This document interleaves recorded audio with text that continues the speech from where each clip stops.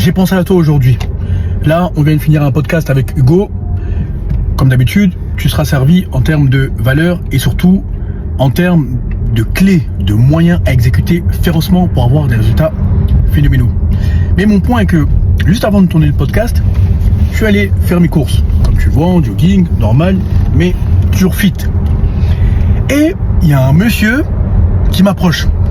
Tu vas comprendre comment ça se déroule. Donc j'ai fait les courses. Moi, je ne savais pas qu'il m'observait. Donc en sortant de chez Carrefour, le monsieur en question me tape du dos. Donc j'enlève mes écouteurs, mes AirPods. Je dis oui. Il me dit, t'as quelque chose en toi.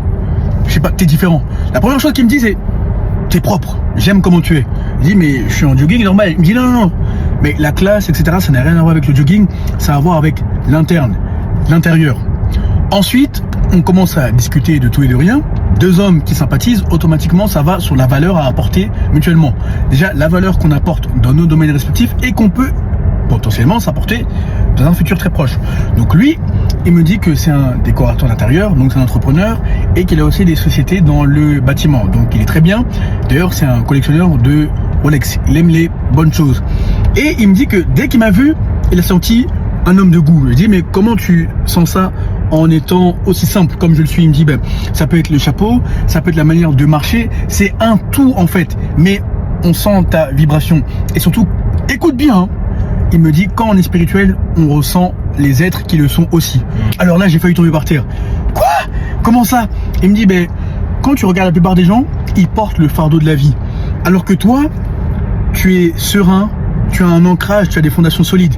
Ça ne peut pas s'expliquer, mais ça se ressent. Quand tu es spirituel, tu captes immédiatement. Ensuite, il m'explique que c'est un féru, un passionné de boxe anglaise et qu'il aimerait perdre du poids, etc. parce que ça commence à l'alourdir. Donc, il me dit, il faut qu'on s'entraîne ensemble et que on boxera aussi ensemble pour que moi aussi je me perfectionne, etc. Et là, tiens-toi bien, il me montre les milieux dans lesquels il est. Bon, moi je suis pas impressionné parce que bon, diplomatie, etc., le milieu des affaires, le milieu est petit, on n'a pas forcément les mêmes connexions, mais nous avons les mêmes finalités. Donc lui, il est plus dans tout ce qui est acteur, etc. Donc il me montre le fils d'Alain Delon, il me montre Jean-Paul Belmondo, il me montre le chanteur Kenji Girac, comment il s'appelle? Kenji Girac. Ouais, Kenji Girac. Bref, il me montre tous les hommes auprès desquels il apporte de la valeur dans le monde francophone comme dans le monde anglophone. Bref, la vibe était bonne.